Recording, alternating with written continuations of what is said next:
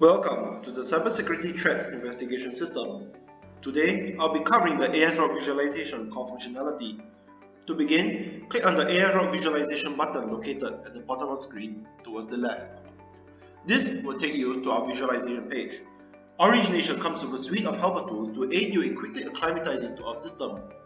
For example, you can refer to the help buttons to quickly find out what certain functionalities do or what certain terminologies mean.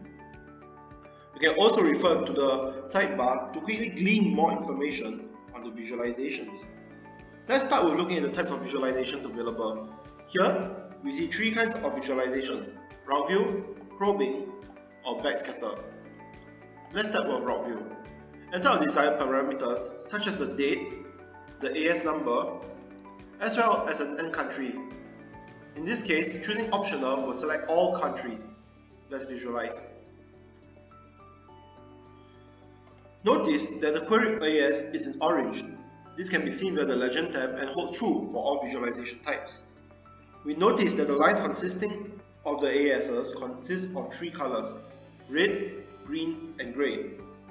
Green lines indicate that the AS is an immediate neighbor to a starting or ending AS. Red lines indicate the longest path. We can identify who are in the longest path by following that line. The regular routes taken are then depicted in grey. Nothing extraordinary there. We also see some ASs in purple. These are ASs without a known IP volume or packet density. In route view, we will not see probing source AS or victim AS, as the purpose of a route view visualization is merely to see the data transition routes originating from or ending with the queried AS. To find out more about the probing source ASs or victim ASs, we will need to use the probing or backscatter visualizations respectively. We will go on to that a bit later. For now, let's click on the Profile tab. Oh look! There is a statement telling us to double click on an AS to view its profile. Let's select 1267. Here, we see certain information to the AS, such as the organization it belongs to and the IXPs that are connected to it. We can also click on the IXP to view the peering relations of the IXP. For more information, do watch our tutorial on the AS-AS relation matrix.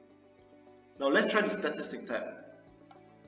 This tab essentially gives you certain characteristics to choose from, namely country, IXP, organization, or first membership. Clicking on those headers will open up many options to choose from. For example, if we click on country, we'll get a list of countries. This will be very useful when trying to identify patterns. When clicking on a country, we will also be able to highlight nodes that registered in the country. For example, the United States has occurred as a registered country 24 times in this route. That's all for route view.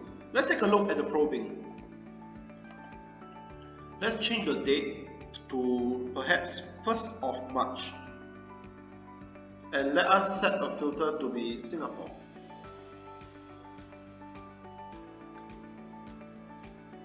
Notice that upon applying the filter, we see a lot less ASs.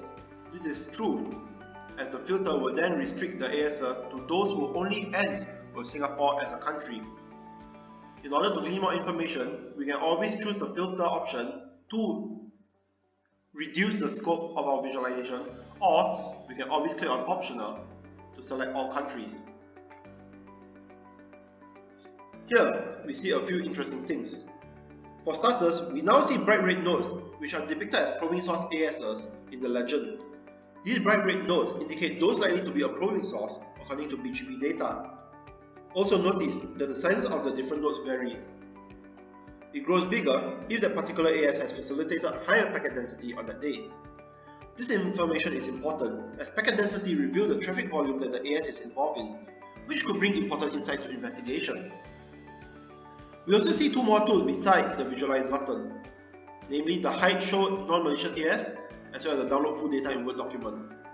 Let's try the Hide and Show Non-Malicious ASs function. When I click on this tool, it hides the non-malicious nodes, leaving only the malicious node behind. Clicking on it again will resurface the non-malicious nodes. This can be helpful if we want to isolate our investigations to purely malicious nodes, or when comparing the typical packet flows and malicious packet flows. The next tool allows you to download the JSON response of the routes in a Word document file. When you click on the Download JSON in Doc button, it will download a Word document to your default storage path. When you open that file, you'll be prompted to set the encoding of the file. Select UTF-8 or your desired encoding. You will now be able to use this file for any further research purposes. Let's look at the Profile tab. In this case, we see two additional buttons upon selection of an AS. The top 100 ranking or the AS Attack Analytics. Let's click on the top 100 ranking button to see what it does. Notice that clicking on the button generates a new tab. This allows for immediate access to the retained information as opposed to clicking buttons to go back and forth. For the top 100 ranking, we see that we can customize a few parameters to decide what top 100 we want to see. Let's select a date and choose the top 100 to be based on IXP. We notice if there is no IXP available, then there will be no options in the Choose an IXP option. In this case, we won't be able to progress with the visualization as there is no IXP to base the top 100 on. We can always select geolocated ISP and select the other kinds of ISPs that are associated with this AS. In this case, let's try Automated Data Processing Limited. We can also select the packet density to be based on either probing packets or backscatter packets, but not neither or both. The reason for this is because we will be organizing the rankings based on density of malicious packets sent for probing and density of malicious packets received for backscatter. Let's select probing. Let's click on View Top 100 to find out the top 100 AS attackers since probing was selected. In this case, we see that there is only one rank and this is AS number 1221, which is our given AS. Let's try a different AS. In this case, we see that this AS has IXP connected to it. Let's try the top 100 ranking again. Let's select it to be based on IXP and select an IXP. Density to be based on probing packets. As you can see, the AS number are given rankings and accordingly shown is their packet density for every 1000 IPs. Let's move on to the Attack Analytics function. We notice that we can select a month and a year as well as a filter. This filter is based on DShield authorship. So if you click on 2011 to 2018, the data charted will be retrieved from the authors who keep uploading the firewall block logs during 2011 to 2018. Consequently, the 2015 to 2018 filter will retrieve data from authors who persisted in uploading the firewall block logs from 2015 to 2018. All will retrieve data from all of the years. Let's select 2011 to 2018 and view analytics. Here we see at most 6 charts, each depicting a monthly overview of their characteristics. Similarly, let's take a look at the last visualization type, backscatter.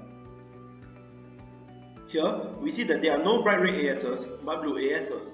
In this case, we are looking at the victims of the backscatter DDoS attack of the query date and related to the queried AS. The rest of the functions are pretty similar to the probing visualization functionalities.